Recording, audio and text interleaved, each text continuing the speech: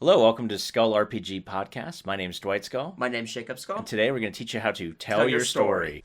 So Dwight, we've talked about many different types of gaming systems, but we haven't actually gone in depth about them. That's a good idea. That's a good point, actually. We've talked about a ton of stuff, but we've never really... And if you haven't been playing games as long as we have, or if you don't try different variety of systems, you might just only understand one, maybe two different types of games. So, which game should we start out with then? I think we should go with the tried and true classic of D&D. Sure, Dungeons and Dragons, of course, invented in the early 70s by Gary Gygax. Version 1 was incredibly unbalanced from those that I know that have played it, as was 2. If you were a magic user by level 10 or 15, depending on the system, you were a god. Yep. They tried to fix that in version 3. I never really played 3. We jumped right to 3.5, and that's where I cut my teeth on gaming. It's actually my first game was a D&D 3.5 game. And then 4 came out, early 2010s, I think, is when version 4. 2008, 2010-ish, and that around there. That just bombed. I don't know. We never tried that one. They made it very video gamey, very video gamey. And then, of course, version 5 is out now, which I think is really a good balance if you're just getting into gaming. It's closer to the form of how the previous D&Ds have been, but a lot more balanced and a lot more simplified. Yeah. Which helps a lot of people get into it compared to 3.5, where you're not spending 20 minutes looking up grappling rules. Well, and so just as a little teaser, you and I are working on another book. And the book we're working on is a 5e characters, pre-made characters going from level 1, 3, 6, 9, 12, 15, and even 18 for every one of the classes. So that, because I know as a DM, one of the hardest things you have to do is to come up with the stat blocks of things. And so having the ability to plug in a wizard or a cleric and have their spell lists already ready to go, their hit dice, their armor, their items. Yeah. Really nice. So the nice thing is, let's talk about that for a second. So in Dungeons and Dragons 5e, you can do that. You can create a modular kind of system that we're doing. And I remember when you first pitched that idea to me, I was thinking D&D 3.5. And just to give you guys an idea, D&D 3.5 is you need to read the rules as a player. You have to immensely read 100, 200 pages just to even get into the game. And it's steep. It's steep. The learning curve is like a cliff, and you got to climb it without any, no ropes. And that's assuming no magic. Yeah, it's assuming you're not even playing a magic caster. Yeah, if you're going to be a DM, it's worse. It's like an inverted climb. It's ridiculous. And there are, I don't know, probably 50 or 60 different books, and each one of those adds different things or breaks the ever-living, out of all of your There's games. way more books than 60, but yeah, all of them break each other. Yeah, so anyways, 3.5 had a lot of issues. And the other problem, too, was by level 8, a fighter was worthless. The wizard could actually conjure something up much quicker that could take a lot more damage and deal more damage than a fighter could. Yep. There's actually a D&D tier list for all the classes for 3.5, and all of the spellcasters are tier 1 and tier 2. Meaning gods. Basically, whatever situation you can throw them at, they're good at. And then your fighters and your rangers and your rogues are tier 3s and 4s, which means that they can do their job, and that's about it. If that. And then all the spin-off 5 and classes. 6s or can't even do their job, and the only one that's in 6 is True Namer, which is just broken. Yeah, I tried playing. I looked at the True Namer and I realized there's nothing. You can't do anything with this guy. It's a good concept, but it doesn't work. I played a Shadow Mage for a while. That thing didn't work either. Couldn't do its job. I mean, it was like a tier 5. It was. I mean, I couldn't even cast enough spells to make it a bit of difference. It was the worst thing in the world, and it was frustrating. Yep. You play a spellcaster to be a god in 3.5, and I couldn't even do that. I mean, yeah, the problem that you have with 3.5 is a poorly managed cleric is always better than a min-max fighter or a min-max ranger. Yeah. So, D&D 5, if you're playing D&D 5, then you're probably not understanding any of this, but the one advantage of D&D 5 is they've actually made everything a lot more modular, a lot more easy to understand. A lot more balanced. Where the fighter and the wizard one is not outpacing the other at an exponential scale, anyway. And so for that, it has advantages. Of course, in so doing, they actually took D&D to a low magic system. So if you don't know the difference between low magic and high magic, think of Lord of the Rings. Lord of the Rings is a low magic system, right?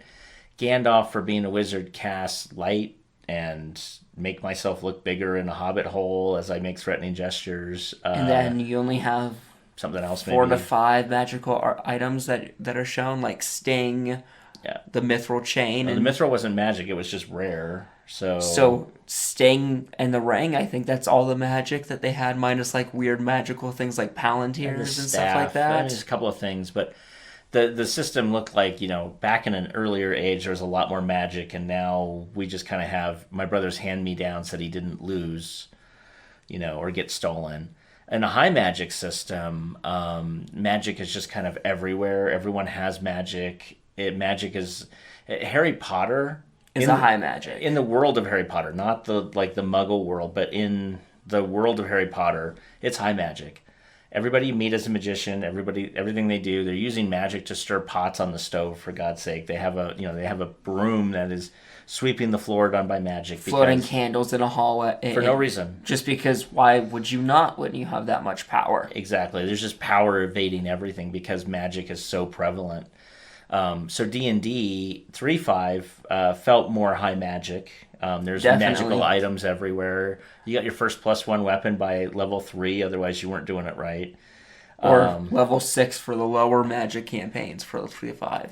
Yeah, even if you're playing a low Regardless, magic. you're not even hitting level 7 before you have at least a +1 and for everybody in the party. Yeah, and so, but for, so there's a difference for there. Now, the advantage of Dungeons and Dragons is most everybody's probably played it in the world.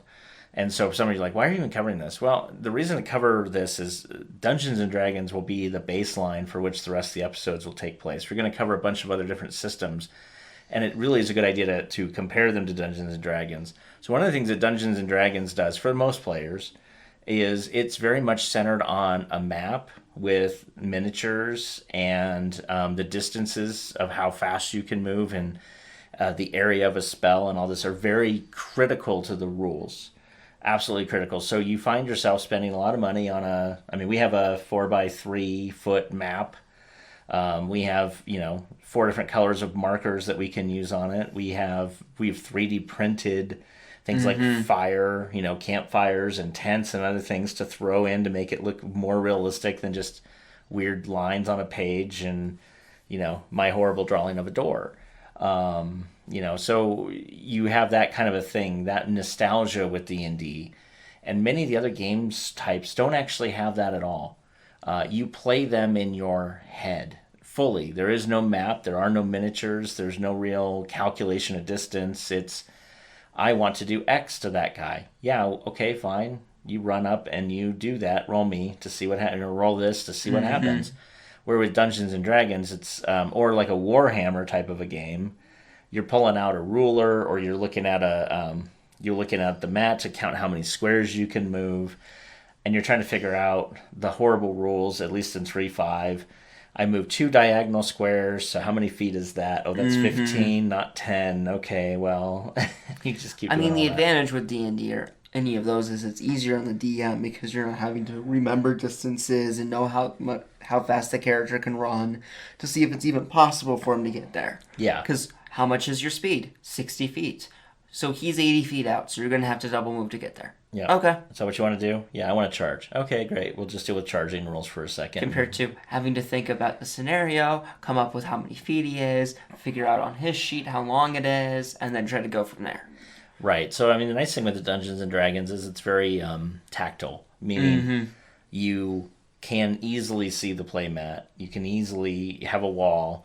You can easily go and say, well, you don't have low light vision, so you can't see past here, or you do, so you can see a little further. Can my character shoot X? Well, let's go grab a pencil and see if he can see if he can see him. Does it line up? Oh, he can. Yeah. Or no, there's a wall in the way. Or he's got partial cover now, so yeah, you can shoot, but it's at a 50% miss chance. So roll to hit, and then roll high to confirm that you could hit him on the 50%. Compared to having to play the whole entire scenario back through all of your guys' heads to see, does it actually make sense for that to work? So Dungeons & Dragons in that regard is probably why it's the entry point is because it is the most, and I don't mean to say, some people are going to hear this as, I don't mean this in like a derogatory term. It's the most basic in terms of what you can do with it because it's so nice actually in how it's laid out. Mm-hmm. So I don't mean it as a derogatory term. I just mean it as they've done a really good job for entry level people to come in and just take over it without a lot of fuss, minus the rule cliffhanger, which is still big in 5, but not as bad as it was in 3, some of 5. the other. Oh yeah. Oh yeah. So that's D&D. Hopefully you join us for the rest of the series because we're going to start delving into other games that we've talked about a lot on here, like Night's Black Agents and Shadowrun and other things like that. And it'd be really good if you guys stuck around for those because you might want to pick up another type of RPG and try your hand at it on the gaming table. Yeah, it does mean you're going to have to learn another rule set, but some of these other games have a lot less rules. So if you're thinking, I got to pick up an entirely new thing like Dungeons and Dragons and I got to spend 50 hours of my day or thousands of hours of my day, the answer is you don't. A lot of these are a lot faster to pick up. So we'll see you tomorrow and the next coming days for that. Hey, thanks for listening. And for more resources, please go to skullrpg.com.